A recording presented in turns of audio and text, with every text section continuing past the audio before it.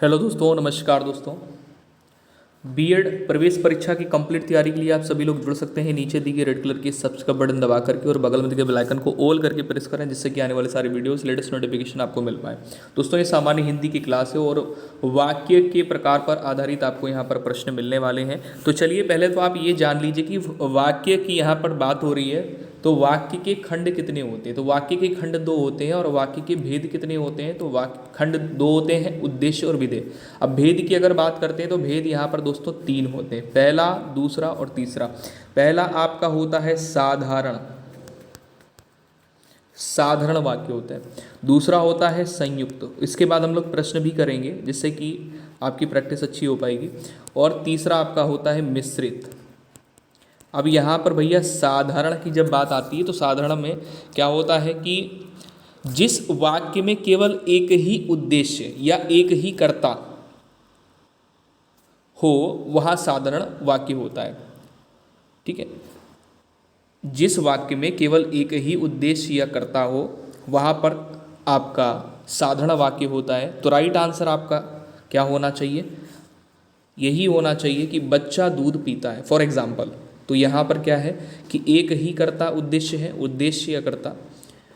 दूसरा आपका यहाँ पर है संयुक्त। तो संयुक्त की जब बात आती है तो संयुक्त दोस्तों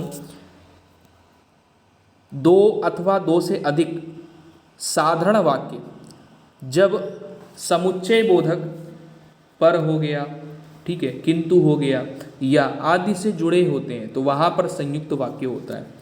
फिर से ध्यान दीजिए, यहाँ पर बोला गया है कि संयुक्त वाक्य, संयुक्त वाक्य क्या होते हैं? दो या दो से अधिक साधारण वाक्य समुच्चय बोधक पर, किंतु, और या फिर या आदि शब्दों से जुड़ करके वो एक संयुक्त वाक्य बनाते हैं। अगला है मिश्रित वाक्य। मिश्रित वाक्य क्या होता है दोस्तों? मिश्रित वाक्य जब किसी विषय पर पूर्ण विचार प्रकट करने के लिए कई साधारण वाक्यों को, मतलब दो से अधिक कई साधारण वाक्यों को मिला करके एक वाक्य की रचना करनी पड़ती है, तब ऐसे रचित वाक्य को मिश्रित वाक्य कहते हैं।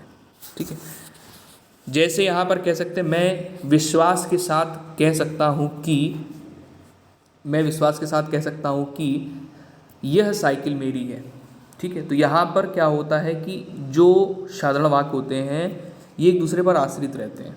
ठीक है, चलिए अब हम लोग यहाँ पर प्रश्न करेंगे। प्रश्न से आपको पूरा क्लियर हो जाएगा। 75 नंबर क्वेश्चन आपके स्क्रीन पे है, कोशिश करेंगे आप लोग आंसर दीजिएगा। पहला क्वेश्चन 75 नंबर, पहला क्वेश्चन आपका ये 75 नंबर से हम लोग शुरुआत करेंगे और आप लोग कोशिश करिए इसका कमेंट में आंसर ज़रूर दीजिएगा अगर आपको इसका उत्तर समझ में आ रहा है। यहाँ पर है मन चंगा तो, मन चंगा तो कठौती में गंगा। ठीक है, मन चंगा तो कठौती में गंगा। तो यहाँ पर दोस्तों ये क्या है? एक मन चंगा तो कठौती में गंगा, ये सरल वाक्य नहीं है, ये मिश्रित वाक्य है। ठीक है, चलिए, मन चंगा तो कठौती में गंगा।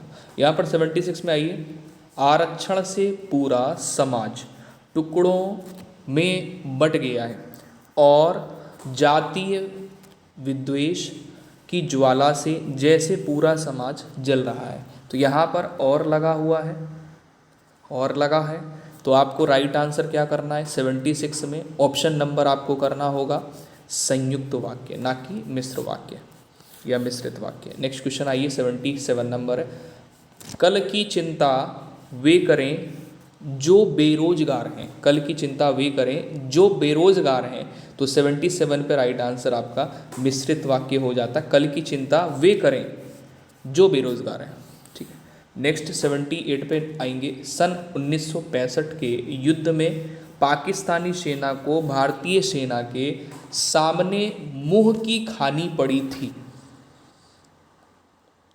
ठीक है, तो यहाँ पर आपका 78 में दोस्तों सरल वाक्य होता है, ना तो कोई समुच्चय का यूज़ किया गया है, ना ही यहाँ पर दो या दो से अधिक वाक्य हैं, एक ही वाक्य है, सरल वाक्य होगा। नेक्स्ट क्वेश्चन पे आइए, 79 है, चाहे रात बीत जाए मुझे यह कार्य पूरा करना है। तो यहाँ पर आपका 79 में ना तो सरल वाक्य है ना संयुक्त वाक्य है, ये मिश्रित वाक्य है।